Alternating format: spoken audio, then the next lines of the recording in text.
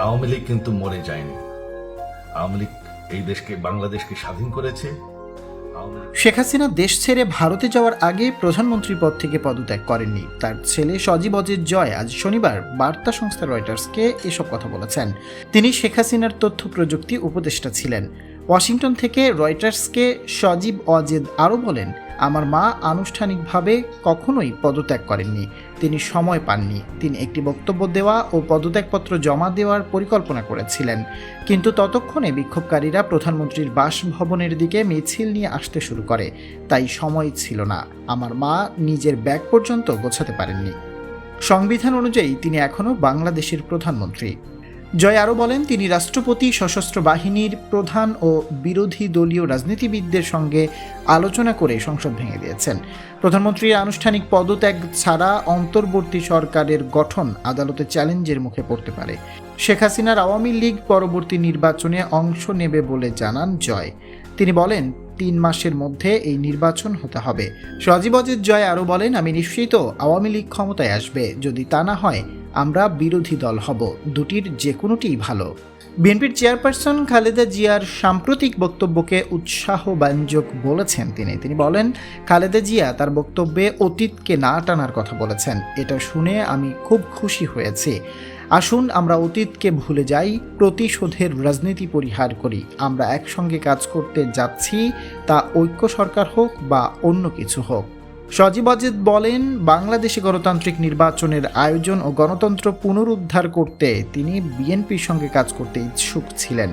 সামনে এগিয়ে যেতে তিনি তাদের সঙ্গে কাজ করতে চান। তিনি বলেন, অবাধ ও সুষ্ঠু নির্বাচন করার মতো আমাদের শান্তিপূর্ণ গণতন্ত্র রয়েছে। তিনি আরও বলেন, আমি বিশ্বাস করি রাজনীতি ও সমঝোতা খুব গুরুত্বপূর্ণ। আমরা তর্ক করতে পারি, আমরা কোনো বিষয়ে অসম্মত হওয়ার বিষয়ে একমত হতে পারি, আমরা সব সময় সমঝোতার পথ খুঁজতে পারি। আওয়ামী লীগের পক্ষ থেকে প্রধানমন্ত্রী পদপ্রার্থী হবেন কিনা এমন এক প্রশ্নের জবাবে জয় বলেন, এই মেয়াদের পর আমার মা যেভাবেই হোক অবসর নিতে চেয়েছিলেন। দল যদি আমাকে চায় হয়তো রাজি হব, বিষয়টি আমি নিশ্চিতভাবে বিবেচনা করব। জয় বলেন, আন্দোলনরত শিক্ষার্থীদের দাবি অনুযায়ী দেশে শেখ হাসিনা বিচারের মুখোমুখি হতে রাজি ছিলেন। আটক করার হুমকি আমার মাকে কখনো বিচলিত করেনি। আমার মা কোনো ভুল করেননি। তার সরকারের কর্মকর্তাদের অবৈধ কাজের অর্থ এই নয় যে এসব করতে আমার মা নির্দেশ দিয়েছিলেন। এর অর্থ এই নয় যে এসবের জন্য আমার মা দায়ী। বিক্ষোভ চলার সময় মানুষকে গুলি করার নির্দেশ দেওয়ার জন্য সরকারের মধ্যে কে দায়ী তা অবশ্য বলেননি জয়। তিনি বলেন, সরকার অনেক বড় কার্যক্রম, যারা দায়ী তাদের অবশ্য বিচারের আওতায় আনা হবে। বিক্ষোভকারীদের বিরুদ্ধে সহিংসতা করতে আমার মা একেবারেই কাউকে কোনো নির্দেশ দেননি। পুলিশ সহিংসতা বন্ধ করতে চেষ্টা করেছিল, কিন্তু কিছু পুলিশ কর্মকর্তা অতিরিক্ত বল প্রয়োগ করেছিলেন। জয় আরও বলেন, আমাদের সরকার এবং আমি এসব আলোচনার অংশ হয়েছিলাম। আমি মাকে বলেছিলাম আমাদের দ্রুত হামলা না চালাতে সহিংসতা বন্ধ করতে বলাও দরকার। আমরা শিক্ষার্থীদের উপর গুলি চালানো পুলিশ কর্মকর্তাদের বরখাস্ত করেছি। আমাদের পক্ষে যা সম্ভব ছিল আমরা সব করেছিলাম। জয় বলেন, যখন ইচ্ছা হবে তিনি তখন দেশে ফিরবেন। তিনি আরও বলেন, আমি কখনো অবৈধ কিছু করিনি, সুতরাং কে কিভাবে আমাকে বাধা দেবে? রাজনৈতিক দলগুলো কোথাও যাচ্ছে না, কেউ আমাদের চিহ্নিত করতে পারবে না। আমাদের সহায়তা ছাড়া, আমাদের সমর্থকদের ছাড়া কেউ বাংলাদেশে স্থিতিশীলতা আনতে পারবে না। গত বুধবার ডয়চে ভেলেকে দেওয়া সাক্ষাৎকারে সজীব অজিত জয় বলেন, দেশ ছেড়ে ভারতে যাওয়ার একদিন আগে পদত্যাগের সিদ্ধান্ত নিয়েছিলেন শেখ হাসিনা, তবে তা তখন ঘোষণা করা হয়নি। ওই সাক্ষাৎকারে তিনি বলেন, তিনি সিদ্ধান্ত নিয়েছিলেন একদিন আগে। আমরা কয়েকজন শুধুমাত্র জানতাম যে তিনি ঘোষণা দেবেন তিনি পদত্যাগ করছেন, এবং সংবিধান অনুযায়ী যাতে একটি ট্রানজিশন অফ পাওয়ার হয় সেটাই ছিল ওনার প্ল্যান।